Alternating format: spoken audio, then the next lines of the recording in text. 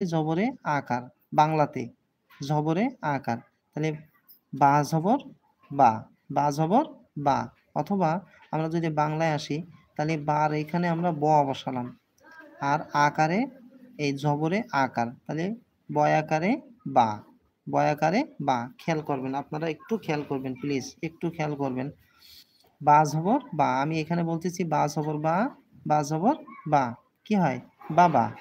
তো পাশাপাশি দেখেন আমি বলছি জবরে আকার জেরে রস্বীকার পেশে রস্যকার তো আমি বা জবর বা বাবা এটা না বলে আমি